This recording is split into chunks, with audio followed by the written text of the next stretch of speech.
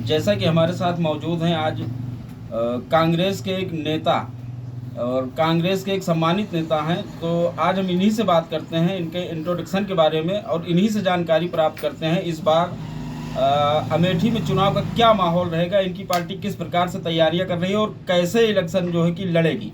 आपका क्या नाम है? ठाकुर मोहम्मद इसरार। तो आपकी पार्टी में जो है इस बार किस प्रकार की तैयारियां चल रही हैं? और कोई पार्टी नई तो है नहीं, इलेक्शन के जो जरिए हैं वो हैं, और कांग्रेस में कभी भी किसी पार्टी को धोखा देके इलेक्शन नहीं लड़ा है। सामने आ जाए, अब भाजपा बैकग्राउंड से इलेक्शन जीतती है, तो अब बैकग्राउंड के सामने हम क्या करेंगे? हम तो ईमानदारी से इलेक्शन आज तक इलेक्शन लड़ेंगे।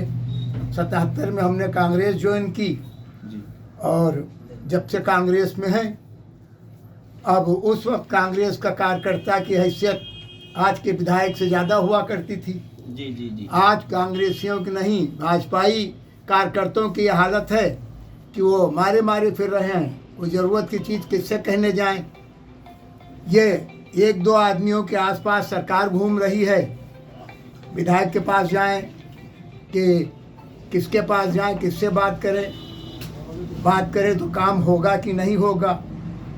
कांग्रेस में हालत था कि एक मामूली कार्यकर्ता, एक गांव का आदमी खड़ा हो जाए, अगर कोई कांग्रेसी आवे और भैया हमारा ये काम है, ख़ास तौर से राजू जी से, तो वो 2 दिन नहीं बीतते थे। संजय जी गांधी का एक कहना है, संजय जी के साथ हम लोग गए, उनके कार्यकर्ता थे। 77 के बाद जब वो इलेक्शन दोबारा जीते तो लोग जाने लगे उनके पास मिलने। तो उनका तरीका था कि एक होटल था, उस पर 5वें 6वें फ्लोर पर खड़े हो जाएं और हम लोग जीने से लाद के जाएं, सीधे सामने पहुँचें तो सीधे सामना हो जाए। सबसे पहले कार्यकर्ता से एक सवाल करें कि कैसे आए। कार्यकर्ता अगर कोई काम लेके जाता तो कह देते कि भाई या फला काम से आए हैं, फिर अच्छा ठीक है। जानकारी के मुताबिक जो है कि कांग्रेस पार्टी का जो है आपके घर आना जाना भी था, लोगों का कहना है। और कांग्रेस पार्टी में हमारा अंदाज़ा नहीं, हकीकत है कि और जो लोग आए, कांग्रेस का गढ़ था, राजीव गांधी यहाँ से इलेक्शन लड़े थे तो और तमाम लोग आते थे। फारूक अब्दुल्ला, उमर अब्दुल्ला ये लोग आए, अजीत जोगी, सुशील कुमार सिंधे वगैरह ये अक्सर आते रहते थे। तो क्या लगता है इस बार अमेठी से राहुल चुनाव लड़ेंगे या फिर कोई अन्य जो है कि प्रत्याशी होगा? और हम लोगों की ख्वाहिश है और मांग है और अमेठी वालों का हक भी है कि राहुल गांधी लड़ें। और राहुल गांधी अगर लड़ते हैं तो क्या कहने, सोने में सुहागा है। अगर नहीं लड़ते तो हम कांग्रेसी हैं, जिसको पार्टी लड़ावेगी उसके लिए काम करेंगे। यदि राहुल गांधी नहीं लड़ते हैं तो क्या इलेक्शन में क्या माहौल रहेगा, क्या देखने को मिलेगा? क्या लगता है कि जो है कांग्रेस सीट निकालेगी? अब सवाल यह है कि कांग्रेस जो कांग्रेसी है वो कांग्रेस सीट निकालेगी और हर तरह से निकलनी चाहिए सीट। और अगर यहाँ के वोटर काम के लिए इलेक्शन में हिस्सा लेता है तो वो कांग्रेस को जितावेगा। और अगर हमको कहीं धोखा दिया गया, कहीं धर्म के नाम पे तो कहीं जात के नाम पे, जिस तरह से इलेक्शन हो रहा है, अब उससे तो फिर ऊपर वाला जैसा चाहेगा वो होगा।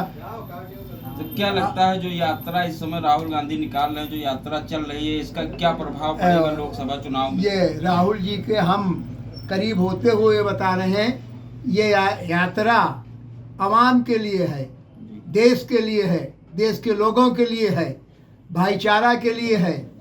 ये इलेक्शन के मकसद से तो यात्रा नहीं है। राहुल जी ने जब यात्रा शुरू की तो उनके दिमाग में इलेक्शन नहीं था, नहीं होता कि उनकी यात्रा में इलेक्शन हो जाएगा।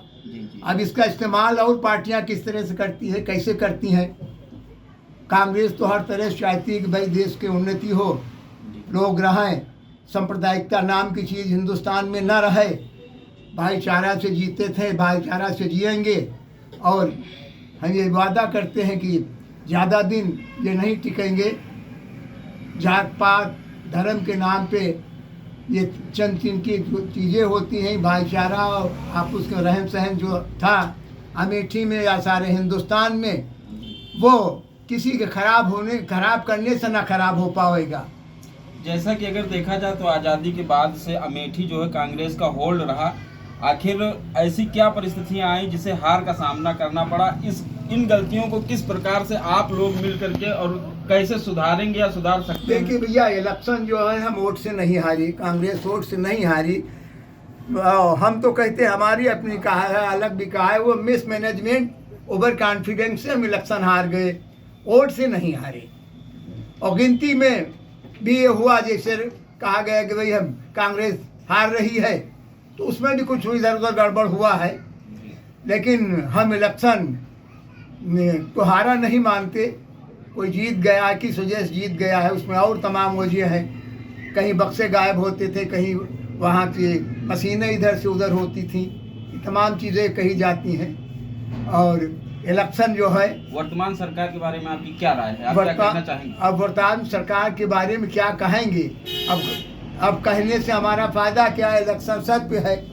अगर कोई चीज़ वर्तमान सरकार से मांगेंगे तो क्या मांगेंगे या वो क्या देंगे? फिर उनके कार्यकर्ता हैं, उनके कार्यकर्ताओं की जिम्मेदारी है। बहुत जानकारी देने के लिए आपका बहुत बहुत धन्यवाद। अमेठी से कैमरामैन अरमान के साथ वसीम, प्रजातंत्र टीवी। प्रजातंत्र टीवी को फेसबुक, इंस्टाग्राम, ट्विटर पर लाइक करें, शेयर करें और हमें सब्सक्राइब करना बिल्कुल न भूलें। प्रजातंत्र टीवी, बेबाक, बेखौफ, बेफिक्र।